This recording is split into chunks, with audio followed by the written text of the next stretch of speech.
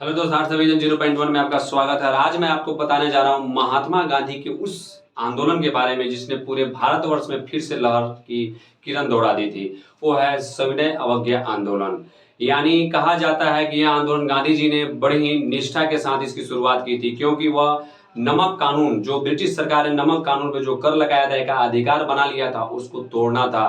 क्योंकि अंग्रेजों ने जिस प्रकार नमक पे कर बढ़ा रहा था, इससे यह मालूम पड़ता था कि भारतीय जनता के साथ जो शोषण की प्रक्रिया थी वो काफी कठिन, बहुत ही ज्यादा थी, जिसको लेकर गांधी जी ने क्या किया, एक नया आंदोलन शुरुआत किया, सविनय अवज्ञा आंदोलन, जो कि शुरुआत हुआ 12 मार्च 1930। यानी सविनय अवज्ञा आंदोलन की शुरुआत कब हुआ है? 12 मार्च 1930। और किस तहत हुआ? तो दांडी यात्रा, यानी दांडी मार्च यात्रा के तहत इन्होंने किसकी शुरुआत की? सविनय अवज्ञा आंदोलन। यानी हम लोग अहिंसा पूर्वक क्या करेंगे? ब्रिटिश हुकूमत की किसी भी बात को नहीं मानेंगे। यह आंदोलन का मंतव्य था। यह आंदोलन मोहनदास करमचंद गांधी, गांधी जी का पूरा नाम मोहनदास करमचंद गांधी, यानी गांधी जी के नेतृत्व में यह आंदोलन अहिंसक आंदोलन शुरू हुआ। क्योंकि इसके पहले जो आंदोलन असहयोग हुआ था उसमें हिंसा ज्यादा भड़क गई थी, इसलिए उन्होंने इस आंदोलन की शुरुआत अहिंसक आंदोलन के स्वरूप में किया। यह नमक पर ब्रिटिश एकाधिकार के खिलाफ शुरू हुआ था। यानी इसकी शुरुआत ब्रिटिश जो सरकार थी उसने क्या किया था, नमक पर कर ज्यादा लगा दिया था और एकाधिकार था, जिसकी वजह से यह आंदोलन की शुरुआत हुई। इसमें गांधी जी एवं उनके समर्थक ने समुद्री जल से नमक बनाकर ब्रिटिश कानून को तोड़ा था।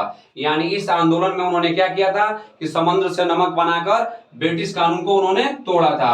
अब थोड़ा सा जान जाइए आप, नोट 1 में मैंने लिखा है कि दांडी यात्रा की शुरुआत किस प्रकार हुई। 12 मार्च 1930 को महात्मा गांधी अपने साबरमती आश्रम से, जो गुजरात में है, कहाँ है साबरमती आश्रम?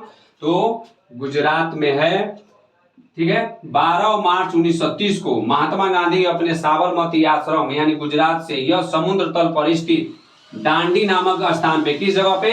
दांडी नामक स्थान पर अपने 78 भरोसेमंद कार्यकर्ताओं के साथ 240 मील यानी 390 किलोमीटर की पैदल यात्रा की। यानी गांधी जी ने साबरमती आश्रम से लेकर दांडी तक, जो समुद्र तल के करीब बसा हुआ एक छोटा सा गांव था दांडी, वहां तक उन्होंने अपने 78 भरोसेमंद कार्यकर्ताओं के साथ चलना शुरू किया। लेकिन इस कार्यकर्ताओं के साथ जब चलना शुरू किया तो काफिला धीरे धीरे इनसे जुड़ती गई, क्योंकि लोगों का यह भरोसा था कि गांधी जी ने जो कार्यक्रम कर रहे हैं वो हमारे हित के लिए कर रहे हैं, जिसकी वजह से महिलाएं, बच्चे, छात्र छात्राएं, यानी काफिला इतनी बड़ी हो गई थी, अंग्रेजों को इस चीज का अनुमान नहीं था कि गांधी जी का यह क्रांति इतना भी बड़ा हो सकता है, जो आपको देखने को मिलेगा दांडी यात्रा के तहत। यानी 390 किलोमीटर की पैदल यात्रा करके 24 दिन में वो कहां पहुंचे? दांडी पहुंचे, और वहां समुद्र के पानी से नमक बनाकर ब्रिटिश सरकार के नमक के अधिकार को समाप्त कर दिया था। और यह अंग्रेजों के लिए एक सबसे बड़ा सबक था, क्योंकि उन्होंने इतना कमजोर समझ लिया था भारतीयों को। लेकिन गांधी जी के नेतृत्व वाली जो सेना थी, इन्होंने क्या किया? अहिंसा का परिचय देते हुए अंग्रेजों को मुंहतोड़ जवाब दिया था। अब सवाल आता है कि इस आंदोलन के कारण क्या थे, किस कारण से इस आंदोलन की शुरुआत करनी पड़ी? तो सविनय अवज्ञा, यानी पहला सविनय अवज्ञा आंदोलन की शुरुआत दांडी नामक सत्याग्रह के कारण हुआ।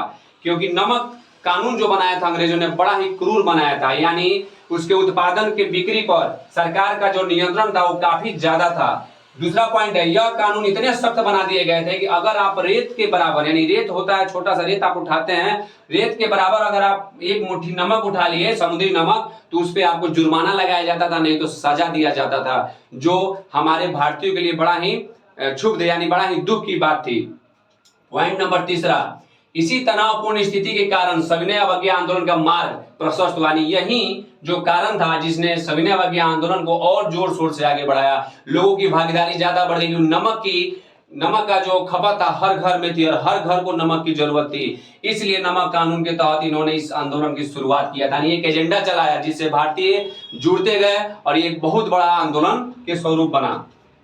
अगला पॉइंट कहता है इस आंदोलन का क्या महत्व, यानी इस आंदोलन का महत्व क्या हुआ? पहला, ब्रिटेन से होने वाले आयात में गिरावट, यानी ब्रिटेन से जो कपड़ा का आयात होता था वो उसमें काफी गिरावट आ गई। अखिल भारतीय भागीदारी, यानी इसमें थोड़ा सा ध्यान देने योग्य बात है कि पहली बहुत सारे आंदोलन हुए जिसमें लोग शहर तक सीमित रहते थे, शहर से बाहरी आंदोलन उतना जाता नहीं था। लेकिन यह आंदोलन ने, यानी दांडी आंदोलन, नमक आंदोलन, सविनय अवज्ञा आंदोलन ने अखिल भारतीय भागीदारी को बढ़ा दिया। यानी इसमें सभी वर्ग के लोगों ने भाग लिया था, शिक्षक, छात्र छात्राएं, किसान, मजदूर, महिलाएं, बच्चे, गांव, ग्रामीण, साक्षर, निरक्षर सभी लोग इसमें भाग लिए थे।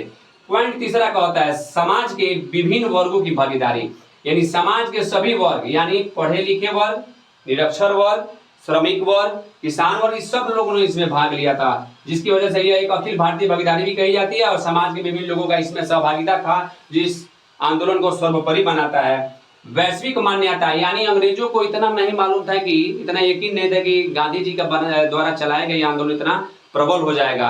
इरविन उस समय वैसराय थे, उनको भी इतना अनुमान नहीं था, लेकिन यह वैश्विक रूप से पूरे भारत में क्या हुआ, यह आंदोलन प्रख्यात हो गया और इसकी चर्चा लंदन में भी होने लगी। अब आता है मूल्यांकन। मान लीजिए आपने कारण जाना, क्यों हुआ ये भी जाना, इसका महत्व जाना, अब है इसका मूल्यांकन। पहला, इससे कपड़ों एवं सिगरेट की आयात में गिरावट आया, यानी सविनय अवज्ञा आंदोलन ने कपड़ा जो आयात होता था, सिगरेट का जो आयात अंग्रेज करते थे, इसमें क्या आई, गिरावट, जिसकी वजह से सरकारी राजस्व पे बड़ा असर पड़ा, यानी सरकारी जो राजस्व था उसमें बहुत गहरा असर पड़ा। पॉइंट दूसरा, इस आंदोलन की विराम की घोषणा की गई, यानी इस आंदोलन की विराम की घोषणा लॉर्ड इरविन और गांधी जी के दिल्ली समझौते के तहत किया गया था। पॉइंट अगला, निष्कर्ष। आखिर इसका निष्कर्ष क्या निकला, जहां एक और पूरब की आंदोलन, इससे पूर्व जितने भी आंदोलन थे वो शहरी क्षेत्र तक सीमित थे, लेकिन यह आंदोलन राष्ट्रीय स्तर पर प्रसारित हुआ, जिससे लोगों के अंदर ब्रिटिश हुकूमत के प्रति जागृति पैदा हुई और वो लोग इनके खिलाफ मोर्चा खोलना शुरू कर दिए। और इस आंदोलन में ग्रामीण लोग काफी शामिल हुए, यानी इस आंदोलन में सबसे ज्यादा जो लोग शामिल हुए थे वो ग्रामीण शामिल हुए थे। नोट पॉइंट 2, यानी नोट दूसरा क्या कह रहा है, शहरी एवं ग्रामीण इलाकों में गरीबों एवं निरक्षरों द्वारा इस आंदोलन को जो समर्थन दिया गया था वो उल्लेखनीय, यानी कहा जा सकता है कि आंदोलन ने, इस आंदोलन को अगर सर्वोपरि कोई बनाया तो ग्रामीण इलाके के लोग, गरीब लोग भी और निरक्षर लोग भी। इस तरह से गांधी जी ने इसका विस्तार किया।